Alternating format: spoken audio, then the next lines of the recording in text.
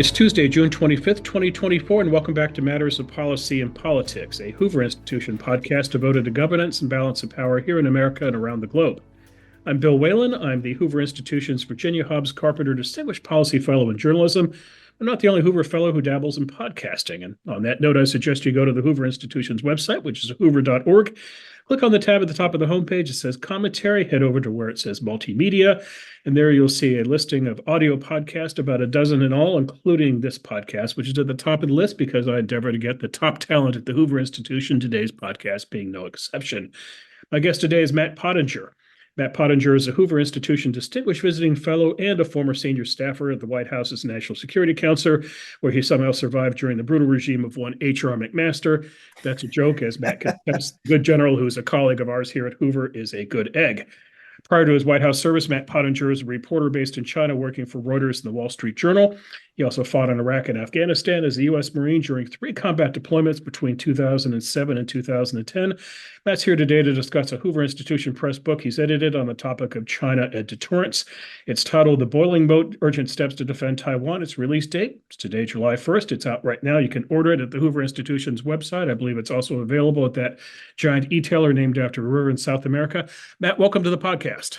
Bill, it's great to see you. Great to be with you. And hopefully, HR is probably off paddleboarding somewhere, so he won't he won't have heard your vicious attack on him just now. We joke about this constantly because H.R. McMaster is a 3-star general, and he is the antithesis of any ideas people might have about generals being stuffed shirts. He is just a very kind gentleman. He's just down to earth, humble, fun, just a great guy to be around. And I bet you enjoyed your time at the White House with him, Matt. Yeah, he's also a great leader and strategic thinker and a historian. So we were really, really lucky to have him as the national security advisor when he was there. It was great. Okay, let's talk about the book, Matt. Let's begin with the title, The Boiling Moat. Explain what the boiling moat is. Yeah, so the book originated first as a discussion that I was having with Larry Diamond, another Hoover Institution colleague, about what are the key lessons that we should have learned from Ukraine, and that Taiwan can learn from Ukraine, so that we avoid an even worse catastrophe than the one that's already unfolding in Europe, if Beijing were to impose a blockade or even more kinetic acts of war to try to coercively annex Taiwan into subjugation. And so the boiling moat was a term that we came up with from an old Chinese historical reference. Kwai Tong was a statesman who, during the Han Dynasty, a couple thousand years ago, advised that even strong armies should avoid attacking strong points that have metal ramparts and boiling moats. And so we like the image of a boiling moat. Sometimes people talk about a porcupine strategy for Hong Kong, or rather for Taiwan. It was too late for Hong Kong. But that if Taiwan were like a porcupine, you wouldn't be able to devour it without choking on it. And in fact, the feature that is more important is really the moat of the Taiwan-Strait as the obstacle that, if only Ukraine had 100 miles of ocean between it and Vladimir Putin's Russia, we might not have ever ended up in the situation we're now facing with this very bloody conflict in Europe. But so that is the moat that we're referring to. We think that the Chinese maritime capability is the center of gravity of a Chinese strategy, whether to impose a quarantine or a blockade or an invasion. They're going to need to actually use their navy. And if you can put that navy at risk, which we think you can put the Chinese navy at risk, even though China has more naval vessels than even the U.S. Navy now, those beautiful, expensive ships can be brought down at relatively cheap cost. And that's one of the other lessons that we've seen, where by some measures, about 25% of Russia's Black Sea fleet has been sent to the bottom by Ukraine using relatively asymmetric, in some cases very innovative, almost homemade sorts of weapons that make the best of new commercial technologies using AI and the rest. Basically, jet skis, remote controlled jet skis that have been able to take out big, very expensive warships. So the Boiling Moat is the key feature for deterring this conflict. And we have a lot of fellows here at Hoover and a lot of people affiliated with Hoover, Matt, who have experience with China and Taiwan. These are people with military backgrounds like yourself and journalistic backgrounds. We have people with purely academic backgrounds, military, so forth. How did you decide who would make the cut here? Yeah, it was a mix of people whose work I was already familiar with, and people, and it even worked with in a few cases, like Ivan Kanapathy, who contributed a couple of the chapters about things that Taiwan needs to do. There were several Marines, myself included, who came in. It was almost accidental. I discovered their writing before I even knew many of them were Marines, but found that they had combat experience or experience at in some cases at senior levels of the Marine Corps, and then others who I just think have been standout speakers, like Anders Fogh Rasmussen, on the role that Europe needs to play in helping deter China. Anders Fogh Rasmussen was the NATO Secretary General. He contributed a chapter at the end of the book about Europe's roles. So it was really people who had real world experience. We have a former colonel in the Israeli Defense Forces who was a combat vet from the 2006 campaign in southern Lebanon. And came with me to visit Taiwan and had very good advice for Taiwan about how to structure their reserve forces, for example. So it was people who were national security practitioners in particular, and then some others who were also scholars, and several of them were both at once. Elaine Luria is until recently a member of Congress from Virginia. She had also been a surface warfare officer in the U.S. Navy.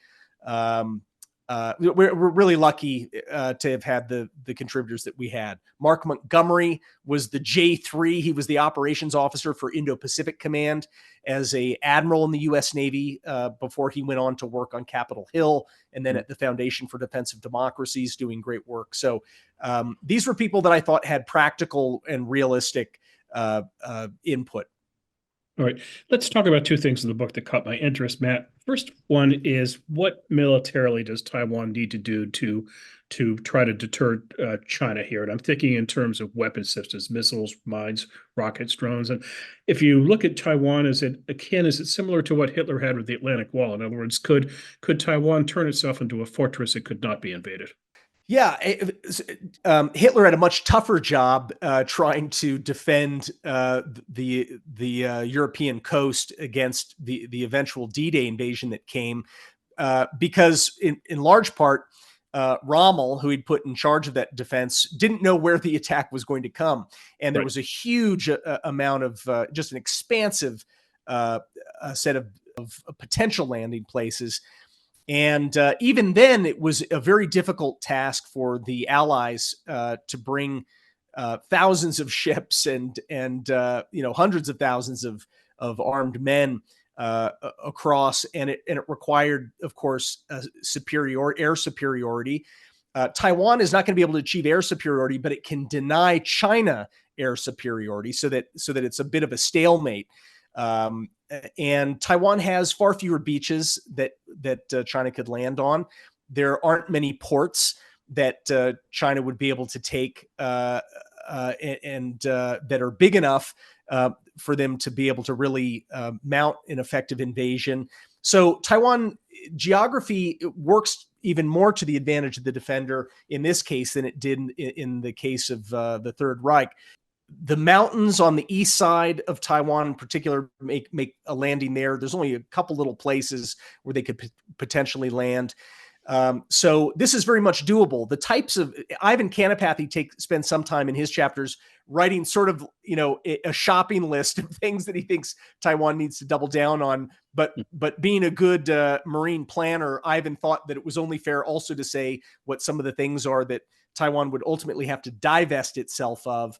And we were just in Taiwan together last week, Ivan and I, talking with President Lai, the new Taiwan president, as well as with his Minister of National Defense and other key cabinet officers in this new Taiwan cabinet, where we shared some of those views. Okay. The second thing that caught my attention, Matt, Grant Newsham, writing in your book, he talked about Japan, and what he talks about is the need for Japan to prepare, in his words, physically and psychologically. Can you expand on that, what the Japanese need to be thinking about? So Japan has made these great strides just over the past couple of years. Prime Minister Kishida has really been implementing the agenda of his earlier predecessor, Prime Minister Shinzo Abe, who was tragically assassinated. But what Abe had wanted to do, but what Kishida has actually been able to put into place, is a pledge and significant momentum to double defense spending in Japan over a period of 5 years to about 2% of GDP, which is the NATO standard that most NATO countries now have met, which is fantastic. But what Grant is really looking at is some of the more of the sort of the software, not in the sense of what does the public need to do? What is the relationship between the military and the civilian society that they protect in Japan? And there are a lot of disconnects that we think need to be addressed only can be addressed through courageous political leadership. Japan, ever since the end of World War II, the military in Japan, it's not even called the military, right? It's called the Japan Self-Defense Forces, have been fairly narrowly scoped. They're very much out of sight and out of mind in Japanese society. I was stunned to learn just on a recent trip to Japan that Japanese servicemen and women aren't even allowed to wear their service uniforms in public. They can't board a train or public transport wearing their service uniforms. So that's sort of a metaphor for the bigger shift that needs to take place. They need to really raise the stature of the military. They've been missing their recruiting goals, as has Taiwan, as has the United States, by the way. And so it's sort of raising the stature, incentivizing people to serve, and reconnecting the Japanese public with the military. These very brave young men and women who are ultimately going to be the line of defense that protects Japan from aggression. It also means much more realistic training. It means better training between the different Japanese services. The Japanese Navy is probably the furthest along in terms of its comfort level operating with the United States Navy. But once you get to the Air Force, and then more than that, to the ground forces, they don't train all that well together with their own services, much less with the United States, and even more remotely with Taiwan. And so we're talking about some of the things that need to take place in terms of better training, making more infrastructure available to Japan's military as well as to the U.S. military in the case of a crisis. Also, helping the Japanese public come to terms with the idea that civilian infrastructure, hospitals, airstrips that are not currently military airstrips, highways are going to have to be put in service of a war in the event that China does attack Taiwan. I'm curious, Matt, how did the Japanese people square this with their past? Look, the Japanese people are an extremely well-informed population, right? Japan is famous for having some of the highest, maybe the world's highest newspaper readership in the world. I can't remember if it's the Yomiuri Shimbun that it has more circulation than, probably every American newspaper combined or something like that. I mean, people do read, but they're not challenged by their leadership to really grapple with the unpleasant conversation that needs to happen if people are going to sort of start getting their minds around what it would take to fight a war.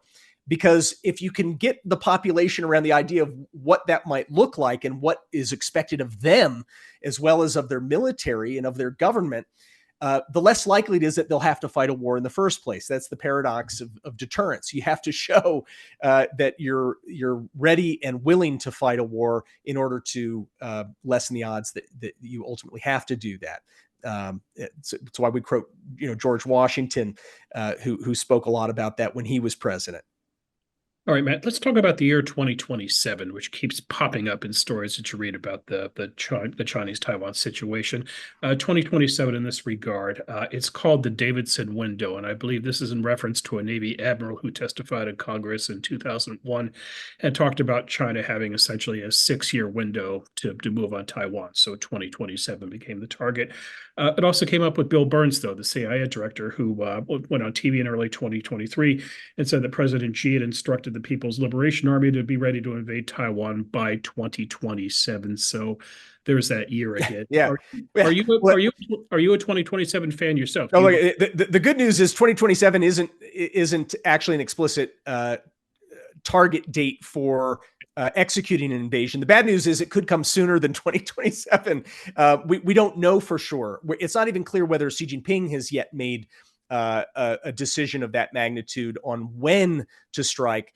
But what Admiral Davidson was certainly right about. I mean, he didn't just pull that number 2027 out of thin air. He was what he was reflecting was a very real goal that the Xi Jinping has given the People's Liberation Army to be ready to strike by then, and that's the 100th anniversary of the founding of the Chinese Red Army, which later was named the Liberation Army, the People's Liberation Army. So this is sort of 100th. This is the centennial goal is to have the capability to attack. They may be ahead of schedule in terms of creating the capacity that they believe they need to successfully invade Taiwan. But that doesn't mean that Xi Jinping is going to go before or on 2027. He may go later than that. I think that we should be humble about the fact that we don't have a very good record of predicting when aggressors are going to attack their neighbors. We weren't very good at predicting that the Taliban was going to, collapse the government of Afghanistan as quickly as it did, or that Vladimir Putin was really going to go forward with a full-on invasion, or that Hamas and its backers in Iran were going to attack Israel on October 7th last year. We need to be humble about this. We are not mind readers, but we should take very seriously the statements that dictators make, because often they do signal what their intentions are. And I think that was true of Vladimir Putin, even in advance of his full-blown invasion. And I think it's also true with Xi Jinping. I think that Xi Jinping has made clear that he desires to, in his words, solve the Taiwan question on his watch. He's 71 years old. He's probably going to be in government as the top leader for life. But I sense impatience on the part of Xi Jinping. So I think we're already in the window for a catastrophe, potentially.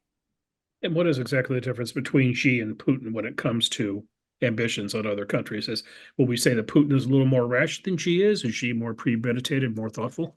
Yeah, I think that they both have very similar goals, these revanchist imperial goals. They want to, in Putin's case, reconstitute old borders from early Soviet times before Stalin made an agreement that Ukraine would really be a separate country. In the case of Xi Jinping, it is inheriting the goals of their KMT foes, Chiang Kai-shek, who was the one who wanted Taiwan and mainland China to be part of the same empire. By the way, Chiang Kai-shek also wanted to subsume Mongolia. The Chinese Communist Party has never controlled Taiwan. Taiwan has only rarely been under the control of rulers in Beijing, and usually it hasn't been all of Taiwan that was under that control. It was actually a foreign dynasty, the Qing dynasty, I believe it was in the 1680s, that took took control of Taiwan or parts of Taiwan for a time. So this is really an expansionist sort of goal on the part of Xi Jinping. In terms of his temperament, I think he is a more calculating, a less reckless gambler than Vladimir Putin has turned out to be. That's good. It means that deterrence is a live concept in his mind, right? He's not going to fight no matter what, and no matter what the consequences. If that were the case, he probably would have attacked a while ago. So I think we should be focusing deterrence really on him. He is the key decision maker, and no one can veto him.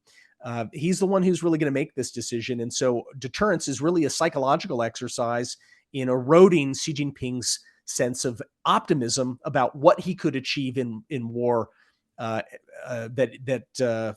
he couldn't achieve peacefully, or it's really convincing him that war is going to be far more costly for him than is worth it.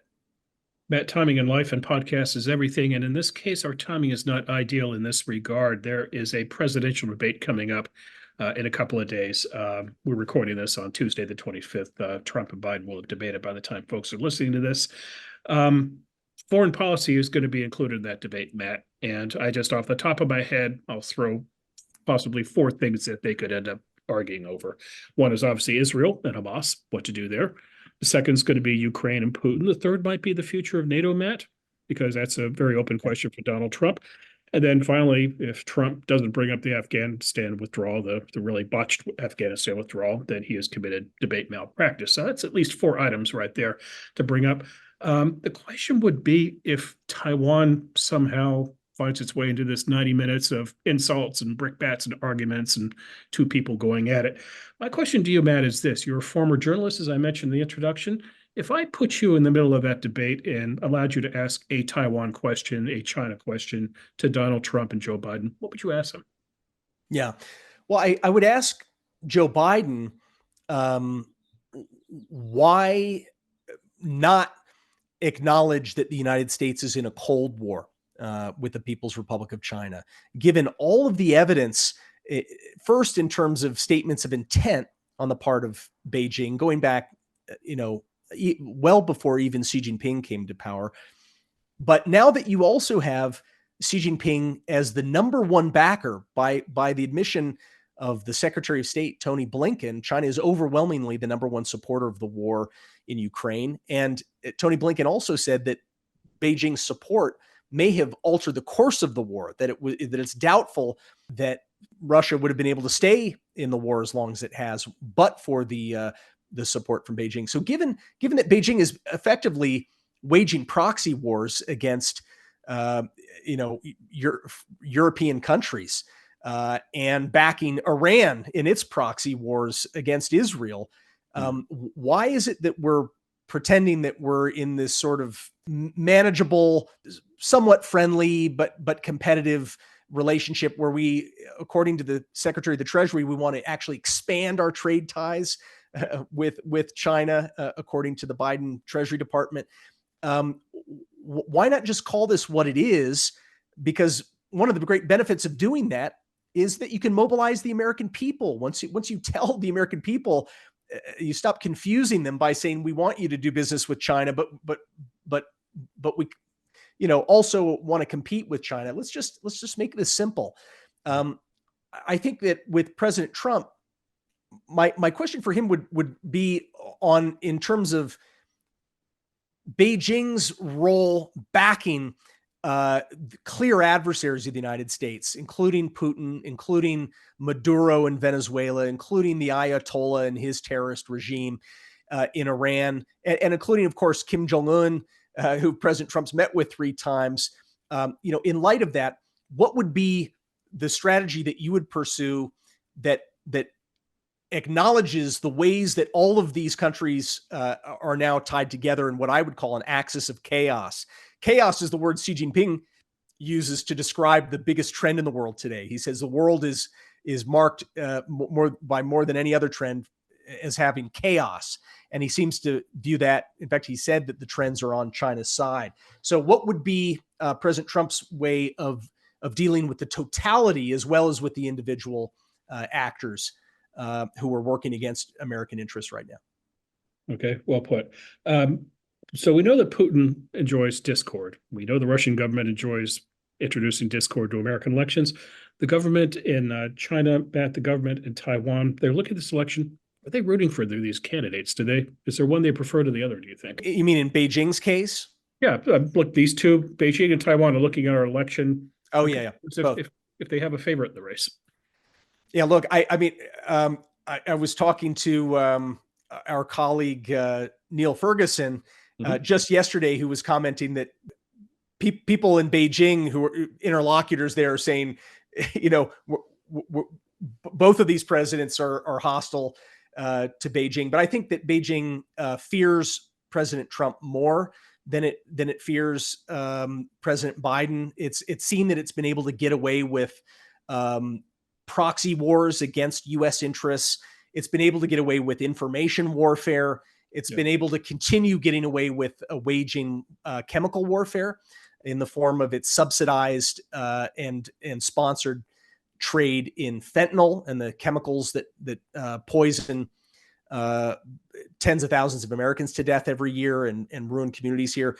I think that they will view President Trump as more unpredictable and someone who's more willing to enforce red lines. Where I think President Biden has created special problems for Beijing has been in belatedly, even though deterrence failed under President Biden. I don't believe that deterrence had to fail under President Biden, but it did. Nonetheless, President Biden has been strong in backing resistance against Russia winning this war. He could do a lot more. If President Trump can show that he can negotiate at the same time as fighting, the Chinese call this talking while fighting. It's more useful. President Trump has said that he intends to try to negotiate with Russia, but if he can fight more effectively than the Biden administration has been able to do on behalf of Ukraine, while simultaneously pursuing talks, that's going to have a better chance of succeeding, in my view, than us merely providing just enough to keep Ukraine alive, but not enough to actually start rolling back the Russians. I think we should be doing more.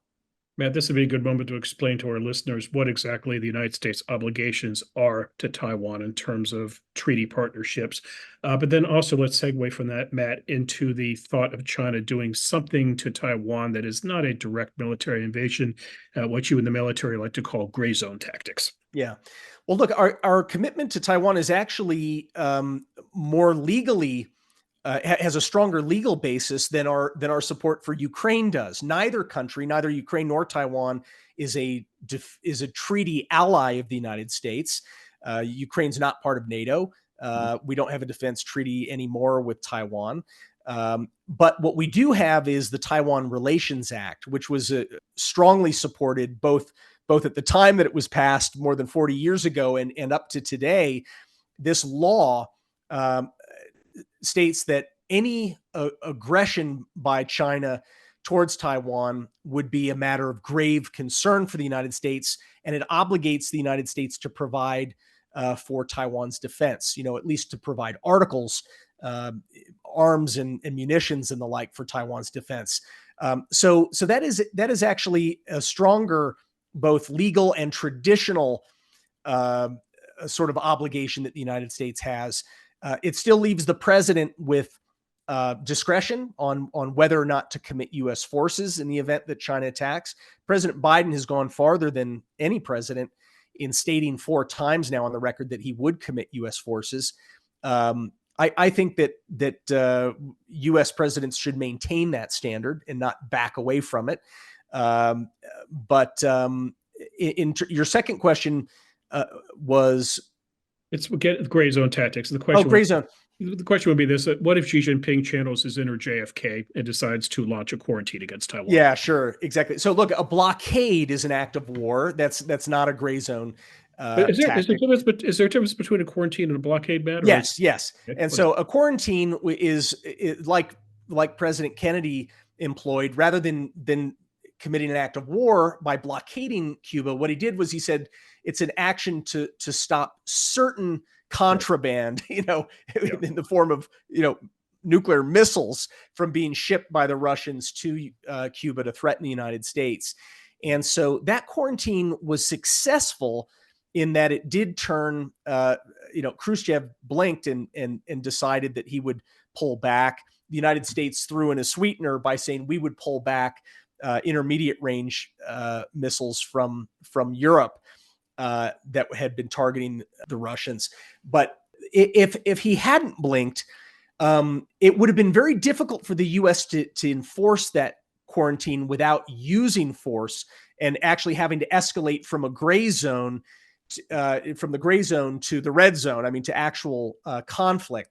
So I think that we should be very mindful. I think that there's a high probability that Beijing starts to experiment with short-term duration quarantines and continually pushing the envelope to become more aggressive in threatening air and shipping traffic to and from Taiwan.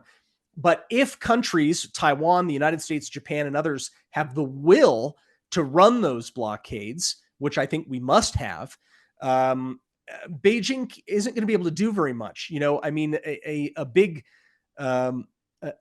tanker or a container ship cannot be stopped by Chinese warships or Coast Guard vessels unless they're willing to open fire on those ships and actually go to war.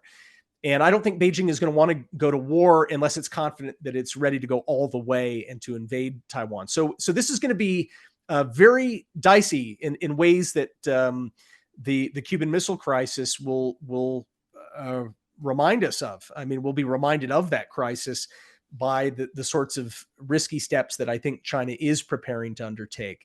But we shouldn't chicken out, in my view. We just need to learn to adapt to increasingly aggressive gray zone activities and not panic.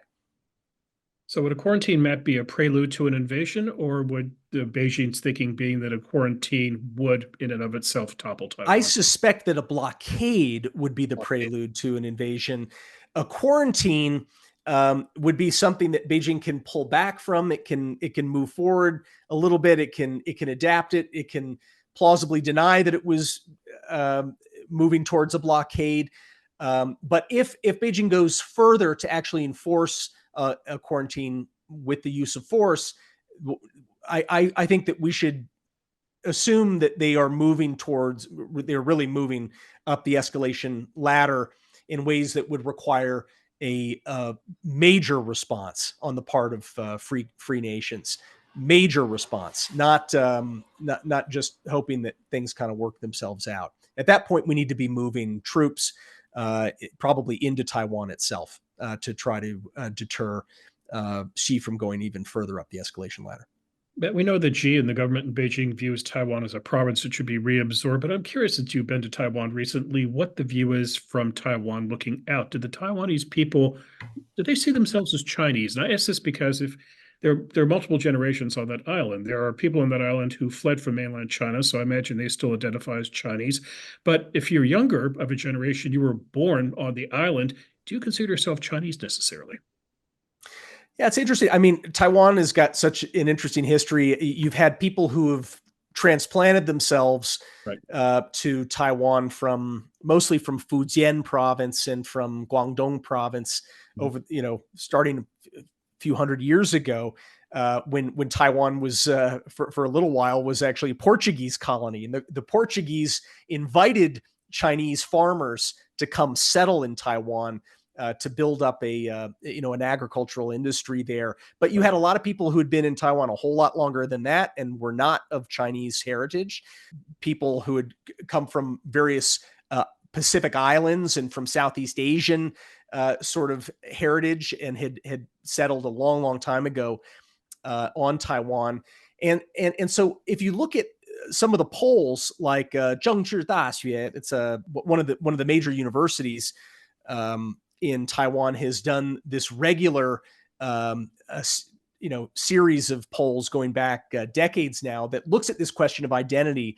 And what it's found is that there's sort of been a reversal over time from plurality people who view themselves first as Chinese and only secondarily as Taiwanese, or view themselves as Chinese and Taiwanese.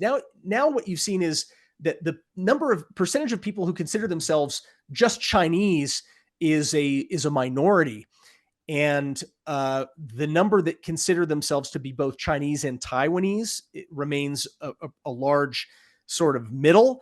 And then the number of people who consider themselves only Taiwanese has grown over time, and now outnumbers the number of people significantly who consider themselves merely Chinese.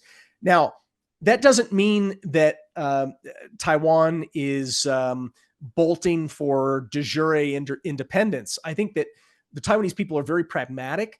They like what they've got going, which is a system of government where they get to elect their leaders, they get to elect their representatives. They have the rule of law, they have free speech, they have freedom of religion and freedom of association. And they've also got a terrific economy. People complain that, the economy's, they want it to do better, of course, but really overall, the quality of life, the standard of living is excellent in Taiwan. Even though the wealth gap is growing in Taiwan, like it is practically everywhere, it is actually a much better Gini coefficient than we have in the United States, and much, much better than what exists in nominally communist China just across the Taiwan-Strait, where there's a much worse wealth gap that has taken hold there. So Taiwan is a paradise in a lot of ways, and people don't want to provoke an unnecessary confrontation with Beijing, and are really willing to try to maintain the status quo. The problem is not on the Taiwan side of the strait. The problem is with Xi Jinping, the dictator in Beijing, who is very clearly trying to change the status quo. And I don't believe, and no U.S. president in the last 40 years has tried to change the status quo. No, the Chinese, the leaders in Taiwan are not trying to do so. It's really the problem we're facing is a fundamental changing of the game by Beijing to try to force Taiwan to become an annex of the People's Republic of China. I ask that, Matt, because if you look at history, when you look at when smaller countries are attacked by larger powers, the smaller countries fall back in part on national identity as a rallying force. Zelensky, I think, has done this quite effectively in Ukraine. So I'm curious as to what national identity the Taiwanese people would see for themselves. Yeah, I mean, the people of Taiwan aren't going to just be bullied. They don't want to provoke a crisis, but they're also not going to allow Beijing to impose its totalitarian system on Taiwan. I think that people will rally behind their leadership if they sense that Beijing is trying to impose its will. You've seen that in, it's incredible. You've seen the Democratic Progress, or the DPP, Democratic Progressive Party of Taiwan, that now has just won its third presidential election in a row. We've not seen any party win 3 elections in a row in Taiwan until now, and I think that's an expression, in part, of people's view that the DPP is not going to make a deal with China that effectively and fundamentally subverts those attributes of Taiwan society that I was just speaking about. It's democracy, it's rule of law, it's freedom of speech, and other freedoms. You mentioned our Hoover colleague, Neil Ferguson. I should say Sir Neil Ferguson. He was knighted. Yeah, I forgot to congratulate him yesterday. I had not realized that he's just been knighted. It's fantastic. Well, the next Goodfellows in mid-July, he'll be congratulated. There'll be some good-natured ribbing, I think, as well. That's great. Neil may be the first person to come up with Cold War II, or Cold War 2.0, depending on what you want to call it. Here's my question to you, Matt. If you are looking at China absorbing Taiwan, if China were to do that, would Taiwan become Hong Kong 2.0?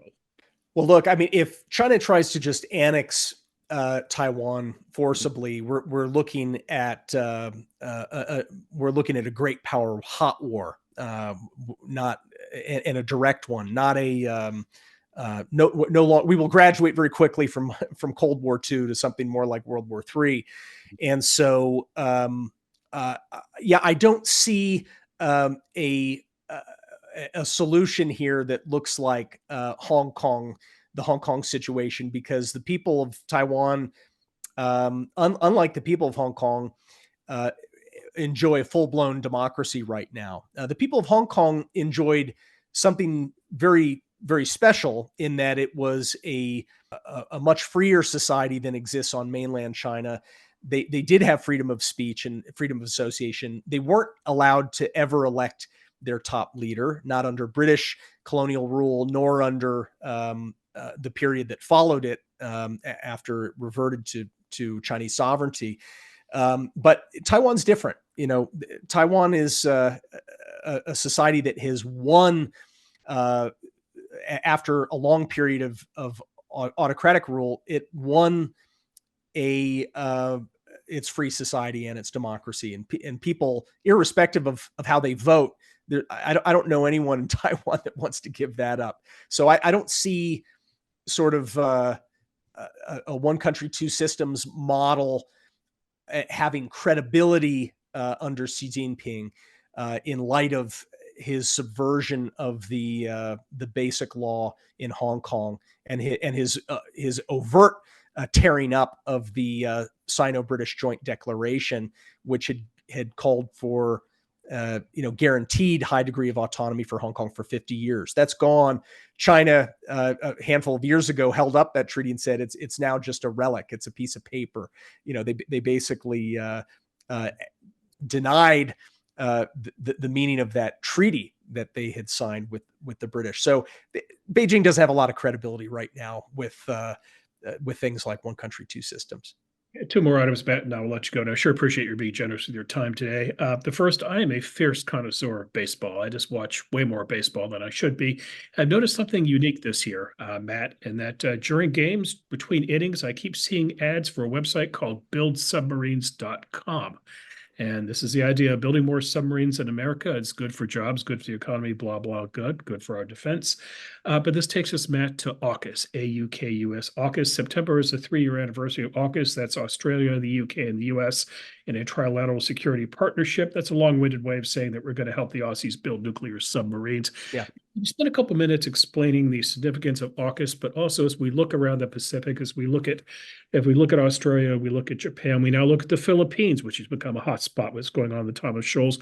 What do our friends in the Pacific need to do in terms of ramping up their military? Well, AUKUS is several things. It has several pillars in addition to the pillar on submarines. I think AUKUS was a credit to the Biden administration and to Kurt Campbell, who is now Deputy Secretary of State, who sort of led the negotiation on that. Look, nuclear subs take a long time. It's complicated. We don't have a lot of capacity right now for building the subs we need to make. So I think we're working through this. It's not surprising to me that this is not getting fixed with just a snap of the fingers. But if the political will remains, as I hope it will, I think we're going to figure this out. But AUKUS has pillars that have to do with greater defense industry interoperability and capacity building between the United Kingdom, Australia, and the United States that I think we need to, we're beginning to step out on. We need to really pick up the pace there in light of what's going on in Ukraine, right? I mean, the Ukraine current phase of the war actually came after the AUKUS agreement had been announced by those three countries. And, when the facts change, so must our plans. And I think we need to really accelerate our ability to build missiles and autonomous systems, whether they are drones or they're surface maritime drones or underwater drones. We've really got to get get hustling on this stuff, because these technologies exist. They're proven. Even the homemade variety, if you could call it that Ukraine employed, is proven to be formidable. And we've got to stay ahead of the curve in ways that impose costs on PLA war planners. What they're doing around the Philippines right now is really an effort to discredit the United States as a reliable partner by saying, look, Philippines, we can take at will from you. We can take offshore islets that don't have intrinsic, geostrategic value, but have enormous symbolic value if China is simply to take them. And so that's why it's amping up this activity around the Philippines. It wants to show that the United States cannot protect the Philippines. That's why it's incumbent upon the Biden administration to be there for the Philippine people and for President Marcos when they call on us to be there for them as provided for by our defense treaty with the Philippines. They are, unlike Taiwan and Ukraine, this is a mutual defense treaty country with a long history with the United States, going all the way back to our defeat of the Spanish at the end of the 19th century. So we've got to be there, and we cannot let China come in and seize at will. If that means that we have to muscle in more, if it means we have to do airlifts using U.S. support, I hope we do that.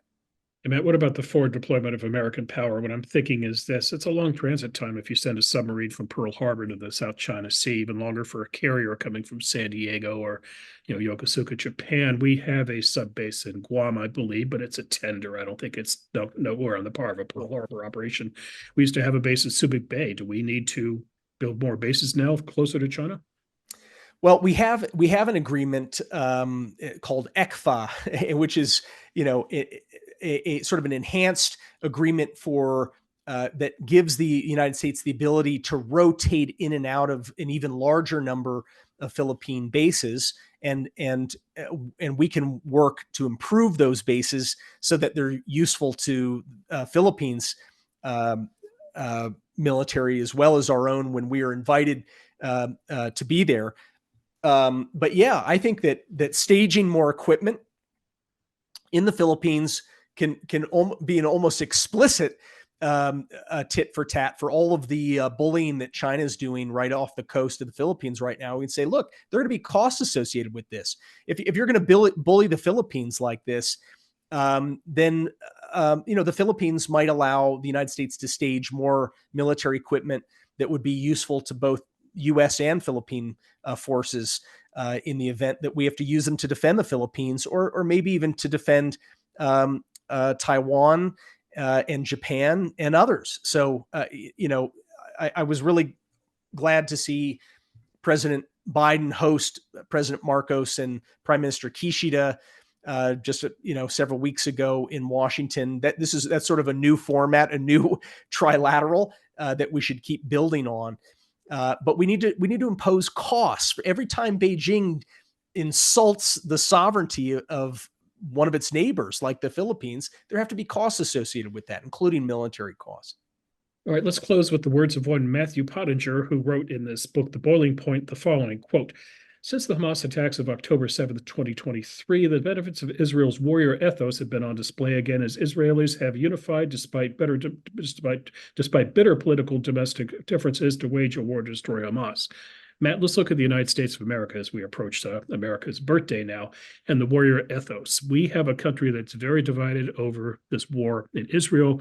We have a country that has divisions over this war in Ukraine. How does this country react if there is hostilities between China and Taiwan? In other words, does this country have a warrior ethos to fall back on? We do have a warrior ethos, and I think that H.R. McMaster has written eloquently about it.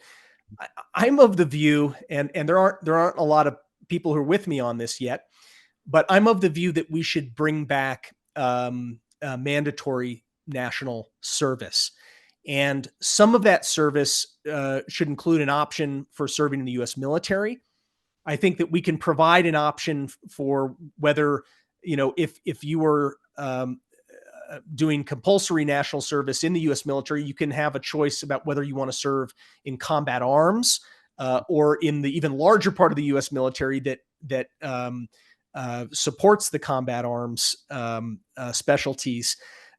You don't have to be an infantryman if you don't want to, but you should have the option of becoming an infantryman or a tank officer and what have you.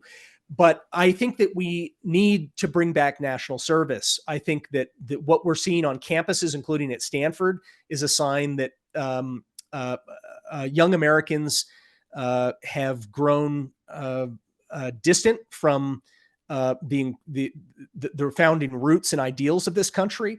I think that they're falling prey to some pretty flaky ideologies that they're going to wake up someday and they're going to say, "What the heck was I smoking when I showed up for that protest, at Stanford or at Columbia?" But I think that part of the answer is actually calling on citizens to be citizens, and part of citizenship includes national service for at least a portion of our young people. I think that the benefits to our military, benefits to other institutions in American life will be there, but also those young Americans will benefit from that participation and from what they learn by having to actually serve something bigger than the small ideas that have captivated them on TikTok for the next 10 minutes.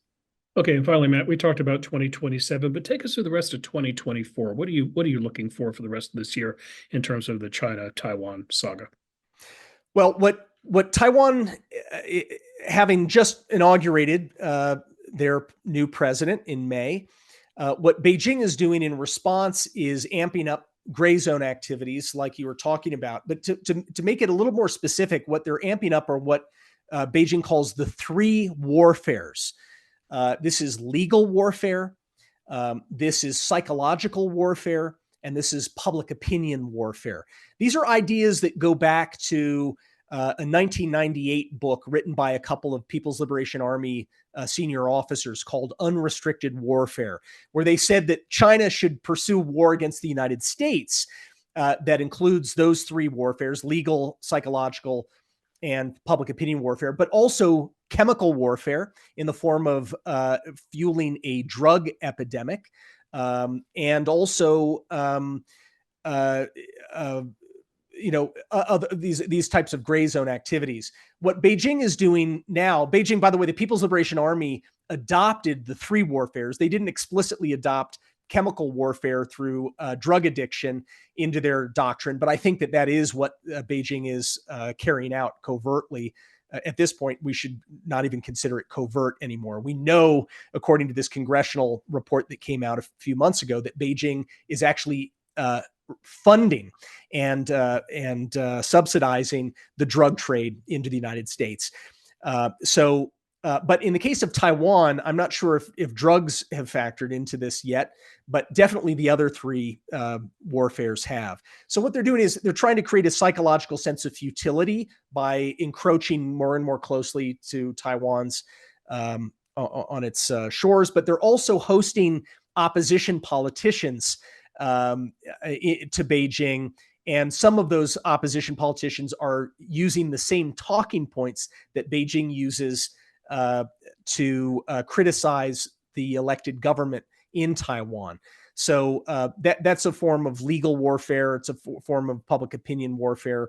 And of course, they're using TikTok and Xiaohongshu, which is called Little Red Book, another new app that is making inroads. They're using those to try to win public opinion warfare in Taiwan. All right, Matt, we're going to leave it there. Congratulations on the book. Thank you ever so much for putting it together, for your stewardship on that. I'd like to thank you for your service to your country and wearing a uniform, serving in the White House. And really like to thank you also, Matt, for all the great work you do for the Hoover Institution. It's a pleasure to have you on board. Thanks, Bill. Thanks for everything you do, and thanks for having me today. Thank you, sir. You've been listening to Matters of Policy and Politics, a Hoover Institution podcast devoted to governance and balance of power here in America and around the globe. If you've enjoyed this episode, please don't forget to rate, review, and subscribe to our show. The Hoover Institution has Facebook, Instagram, and X feeds. Our X handle is @HooverInst. That's spelled HOOVERINST. I mentioned our website at the beginning of the show. That is hoover.org. While you go there, I recommend you sign up for the Hoover Daily Report, which keeps you updated on what Matt Pottinger and his colleagues are up to. That's emailed to you weekdays. The Boiling Moat, Urgent Steps to Defend Taiwan. You can get it now at Amazon, the Hoover Institution's website. For the Hoover Institution, this is Bill Whalen. We'll be back soon with a new installment of Matters of Policy and Politics. Until then, take care. Thanks for listening. This podcast is a production of the Hoover Institution, where we generate and promote ideas advancing freedom. For more information about our work, to hear more of our podcasts, or view our video content, please visit hoover.org.